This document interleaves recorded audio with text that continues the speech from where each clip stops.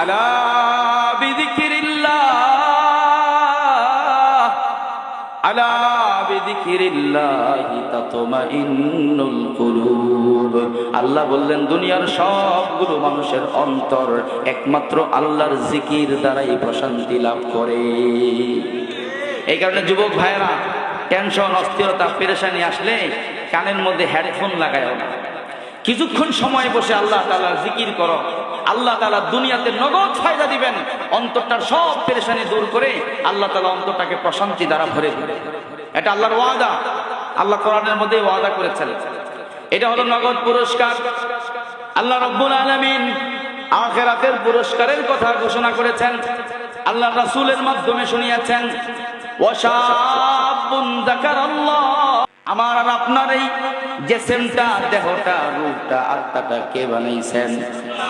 এই রূহের মধ্যে অশান্তি হলে, অস্থিরতা শুরু হলে, ওই অস্থিরতার মূল চিকিৎসা সবচেয়ে বেশি কে জানবেন? আল্লাহ রাব্বুল আলামিন আমাকে বলে দিলেন, ও বান্দা, তোমার অন্তরের মধ্যে পেরেশানি আসতে পারে।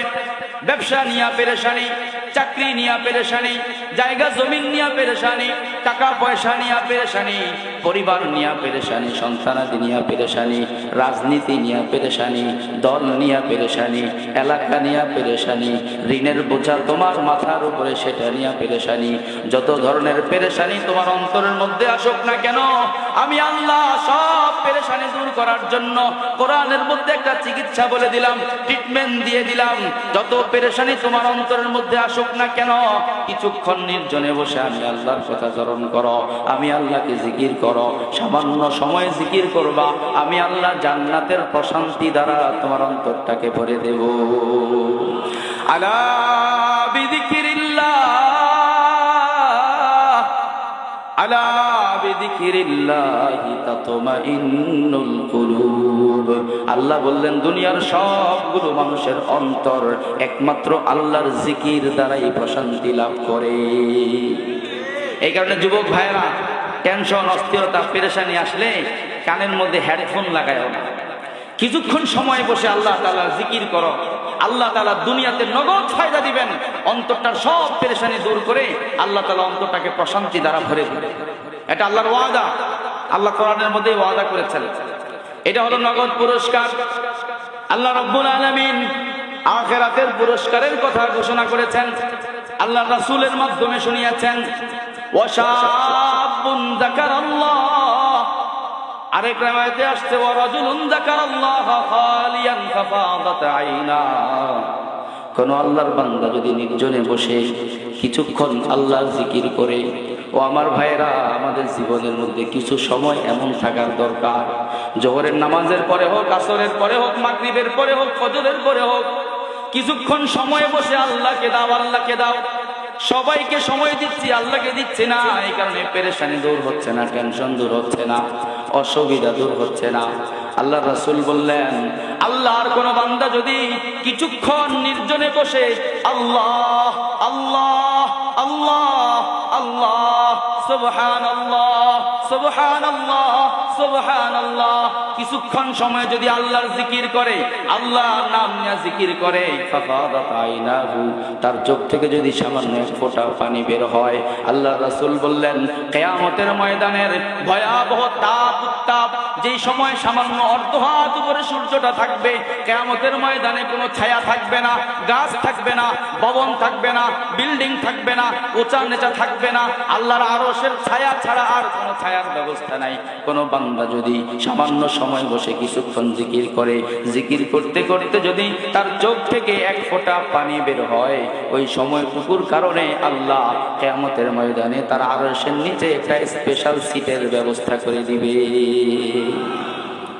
এইখানে জিকিরের মধ্যে সময় লাগাবেন মাঝে মাঝে। আমি বলি, মুসল্লিদেরকে অনেকবার বলেছি, কিয়ামতের ময়দানে বান্দারা জান্নাতে যাওয়ার অনেক আমল আছে, কিন্তু এর মধ্যে সবচেয়ে সহজ আমল হলো দুইটা, যে সহজ আমলের মাধ্যমে বান্দা কিয়ামতের ময়দানে নাজাত পেয়ে যাবে, জান্নাতের সার্টিফিকেট পেয়ে যাবে। দুইটা সহজ আমল। আমি ছাত্র জীবন থেকে আমার অভ্যাস ছিল সহজ খোঁজা, কোন কিতাবটা সহজে পড়া যায়, মাসলাটা সহজে কিভাবে বোঝানো যায়, কিভাবে নিজে বোঝা যায়, সহজ কোন পদ্ধতি অবলম্বন করলে পরীক্ষায় ভালো নাম্বার পাওয়া যায়।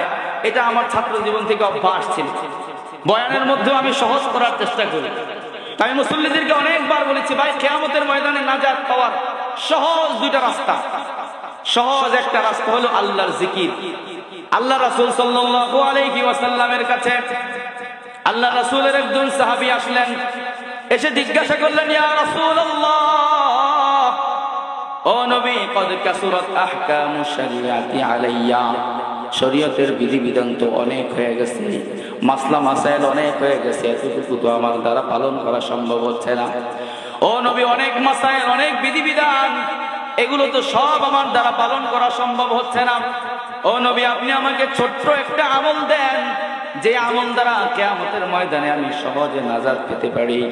আল্লাহ রাসূল তাকে একটা সহজ আমল দিবেন।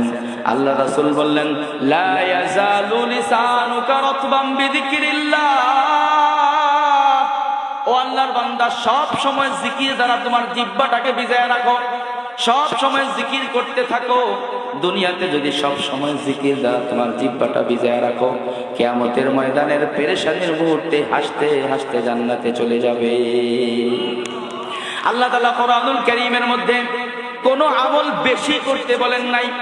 কোরআনুল কারীমের মধ্যে 80 জায়গায় 82 জায়গায় নামাজের কথা বলেছেন, কিন্তু নামাজ বেশি পড়ার কথা বলেন নাই। বলেন নাই সল্লু সলাতান কাসীরা, বেশি নামাজ পড়ো, এটা বলেন নাই। আদ্দুজ যাকাত যাকাতান কাসীরা, বেশি যাকাত দাও, এটা বলেন নাই। হজ বেশি করো, এটা বলেন নাই। জিহাদ বেশি করো, এটা বলেন নাই। কোন আমলের মধ্যে বেশি শব্দ যুক্ত করেন নাই। সব আমলের মধ্যে আল্লাহ রাব্বুল আলামিন কোয়ালিটি রক্ষা করতে বলেছেন, আমলটা সুন্দর করে করতে বলেছেন, উত্তম পন্থায় করতে বলেছেন। শুধুমাত্র জিকিরের ব্যাপারে আল্লাহ বলেছেন, ইয়া আইয়ুহাল্লাযীনা আমানুযকুরুল্লাহ, ও আমার ইমানদার বান্দারা, তোমরা আমি আল্লাহর জিকির করো। এখানে আল্লাহ একটা শব্দ বাড়াইছেন, যিকরান কাসীরা, বেশি বেশি জিকির করো, যত বেশি পারো তত বেশি জিকির করো। এই কারণে আমার ভাইরা, জিকির করতে কষ্ট লাগে না, জিকির করার জন্য ওযু করা লাগে না, জিকির করার জন্য চাকরি বাকরি দেওয়া লাগে না, ব্যবসা ছাড়া লাগে না, জিকির করার জন্য কোনো কাজ কারবারের মধ্যে অসুবিধা হয় না। আপনি দোকানে বসে আছেন, দোকানদারি করতেছেন, জবানে জিকির জারি করে রাখেন, আল্লাহু আকবার, আল্লাহু আকবার, সুবহানাল্লাহ, সুবহানাল্লাহ জারি করে রাখেন, জিকির জারি করে রাখেন। যতক্ষণ জিকির করতেছেন ততক্ষণ রব আপনার সঙ্গ দিচ্ছে। এটা কি মাস? রজব মাস। কি মাস? রজব মাসের আজকে 5 তারিখ। এই রজব মাসে আল্লাহ রাসূল সাল্লাল্লাহু আলাইহি ওয়াসাল্লাম মেরাজে গিয়েছিলেন। মেরাজে গেছেন, মেরাজের বিস্ময়কর সফর। আমি লম্বা মেরাজের ঘটনা শোনাবো না। মেরাজের ঘটনায় আল্লাহ রাসূল আমাদের জন্য একটা হাদিয়া নিয়ে আসছেন, কয়েকটা হাদিয়া নিয়ে আসছেন। একটা হাদিয়ার কথা বলবো। আল্লাহ রাসূল সাল্লাল্লাহু আলাইহি ওয়াসাল্লাম মেরাজের রাত্রে 7 আসমান অতিক্রম করে, লৌহে কলম অতিক্রম করে আল্লাহ রাব্বুল আলামিনের আরশে গেছেন, আরশ সফর করেছেন, কুরসি সফর করেছেন, 8টা জান্নাত ঘুরে ঘুরে দেখেছেন, 7টা জাহান্নাম ঘুরে ঘুরে দেখেছেন। আল্লাহ রাসূল সাল্লাল্লাহু আলাইহি ওয়াসাল্লামের সাথে প্রথম আসমানে সাইয়্যিদনা আদম আলাইহিস সালাতু ওয়াস সালামের সাথে সাক্ষাৎ, দ্বিতীয় আসমানে ঈসা আলাইহিস সালাতু ওয়াস সালামের সাথে সাক্ষাৎ, তৃতীয় আসমানে ইউসুফ আলাইহিস সালাতু ওয়াস সালামের সাথে সাক্ষাৎ, চতুর্থ আসমানে ইদ্রিস আলাইহিস সালাতু ওয়াস সালামের সাথে সাক্ষাৎ, পঞ্চম আসমানে হারুন আলাইহিস সালাতু ওয়াস সালামের সাথে সাক্ষাৎ, ষষ্ঠ আসমানে 6 নম্বর আকাশে মূসা আলাইহিস সালাতু ওয়াস সালামের সাথে সাক্ষাৎ। এরপরে সপ্তম আসমানে গিয়েছেন, সপ্তম আসমানে সাইয়্যিদিনা ইব্রাহিম খলিলুল্লাহ আলাইহিস সালাতু ওয়াস সালামের সাথে সাক্ষাৎ। আল্লাহ রাসূল সাল্লাল্লাহু আলাইহি ওয়াসাল্লাম বলেন, আমি দেখলাম আমার আব্বাজান ইব্রাহিম খলিলুল্লাহ 7 আসমানের উপরে একটা মসজিদ আছে,